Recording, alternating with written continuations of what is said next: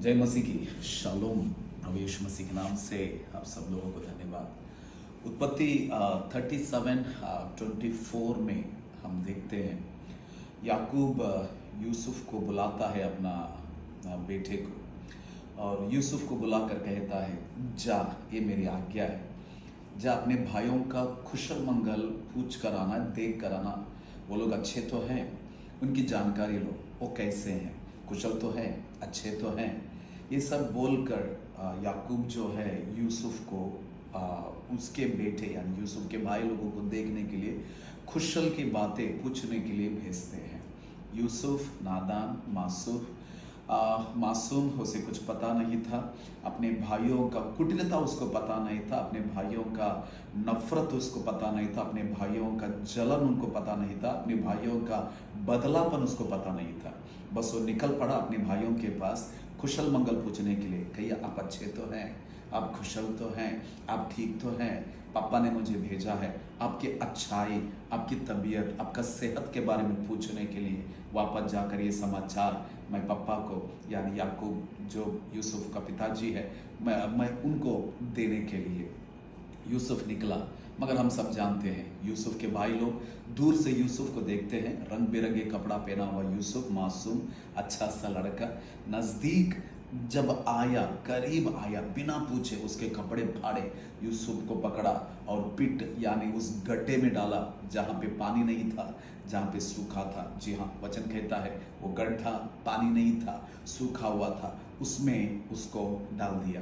क्या बोलने के लिए कोशिश कर रहा हूँ, वो व्यक्ति जो अपने भाइयों का कुशल मंगल पूछने के लिए आया था, उनका सेहत के बारे में पूछने के लिए आया था, उसे सूखा हुआ गड्ढा मिला। मगर मेरा बोलने का ये मतलब है, हो सकता है उस पल में उसको वो गड्ढा मिला जिसमें जल नहीं था, जो सूखा हुआ था, मगर उस गड्ढे में दुश्मन लोगों ने डाला, जलन रखने वाले डाले, ईर्ष्या रखने वाले डाले, बदला लेने वाले डाले, उसको नफरत करने वाले लोग उसको गड्ढे में डाला। मगर परमेश्वर ऊपर से यूसुफ को देख रहा था, उसका दिल को परमेश्वर देख रहा था, उसके हृदय को देख रहा था, उसके मासूमियत को देख रहा था, उसको मदद करने वाला उस स्वभाव को देख रहा था, उसके अच्छाई को परमेश्वर ऊपर से यूसुफ को देखा। इसीलिए भाई लोगों ने यूसुफ को गड्ढे में डाला, मगर ऊपर वाला जो परमेश्वर है उसी गड्ढे से यूसुफ को उठाकर थोड़ा देर होने के बाद में सिंहासन के ऊपर जोसेफ को जो है परमेश्वर बैठा रहा है।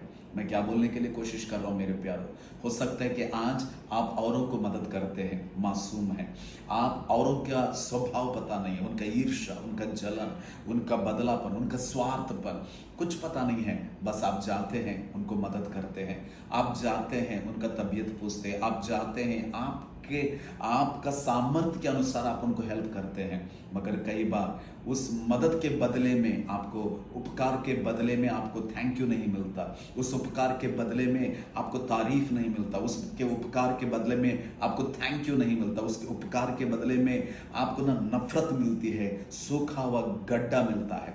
मगर दो बातें मैं बोलने के लिए कोशिश करूंगा। जिस गड्ढे में वे लोगों ने डाला था वो गड्ढा सूखा हुआ था। आमीन।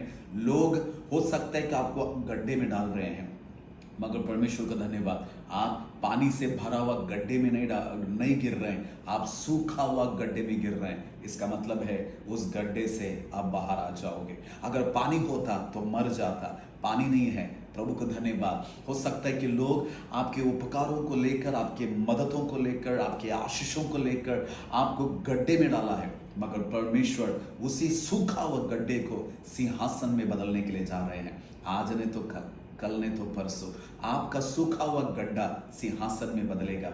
इसीलिए लोगों का स्वभाव को बिना देखे मदद करें, आशीष करें, औरों के लिए प्रार्थना करें। हो सकता है कि वे लोग आपको सता रहे हैं, आपके विश्वास के बदले में आपको सता रहे हैं, आपको नीचा कर रहे हैं, आपको जेल में डाल रहे हैं, मगर ये बात निश्चय है, आपका सूखा हुआ गड्ढा सिंहासन में बदलेगा। और एक दिन आप जिन्होंने आपको गड्ढे में डाला उनके ऊपर आप न्याय करोगे, उनके ऊपर आप राजा बनोगे, उनके ऊपर परमेश्वर आपको रखने के लिए जा रहा है। तो आपका सूखा हुआ गड्ढा सिंहासन में बदलेगा। आज नहीं तो कल नहीं तो परसों, मगर बदलेगा पक्का। जय मसीह की।